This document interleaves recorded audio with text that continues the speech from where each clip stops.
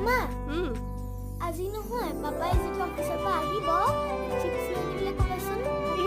পাপাক কিয় ক'ব লাগে মামা আছে নহয় মামাই এতিয়াই বনাই দিব অ'কে ব'লা বজাৰৰ পেকেটছবিলাকতকৈ ঘৰতে অলপমান হাইজেনিককৈ বনাই দিওঁ বোলো দুটা ডাঙৰ চাইজৰ আলু লৈছোঁ ভালকৈ ধুই বাকলিটো গুচাই ল'লোঁ এতিয়া স্লাইচাৰ এখনৰ সহায়ত মিহিকৈ স্লাইচ কৰি লৈছোঁ এতিয়া আলুখিনি অকণমান বইল কৰিম কিন্তু মাত্ৰ 10 ছেকেণ্ডছ মানৰ কাৰণেহে দেই পানীত এচামুচ নিমখ দিছোঁ পানীখিনি বইল হোৱা লগালগ আলুখিনি ইয়াত ঢালি দিলোঁ উতল আহিলে এতিয়া পানীখিনি ড্ৰেইন কৰি দিম আৰু আলুখিনি এখন কটন কাপোৰত ভালদৰে স্প্ৰেড কৰি দিম এখন টিচু পেপাৰৰ সহায়ত গোটেইখিনি পানী ভালদৰে শুকুৱাই ল'ম এতিয়া আকৌ এবাৰ জোখমতে নিমখ দিছোঁ 2 চামুচ কৰ্ণফ্লাৱাৰ আৰু 1 খালমান পেৰি পেৰি পাউডাৰ ভালদৰে মিক্স কৰি ল'ম আৰু এতিয়া গৰম তেলত এটা এটাকৈ ফ্ৰাই কৰি যাম হাই ফ্লেমতে ভাজিব তেতিয়াহে চিপছখিনি একেবাৰে ক্ৰাঞ্চি বনিব মই ৰিফাইণ্ড অইলে ব্যৱহাৰ কৰিছোঁ আপোনালোকে যদি বিচাৰে অলিভ অইলো ইউজ কৰিব পাৰে আপোনালোকৰ ল'ৰা ছোৱালীও যদি চিপছ খাওঁ বুলি জিদ কৰে এইদৰে বনাই দিয়ক কিনি আনা নে ঘৰতে বনোৱা তেওঁলোকে কেতিয়াও গম নাপায় আন এটা ভিডিঅ'ত আকৌ লগ পাম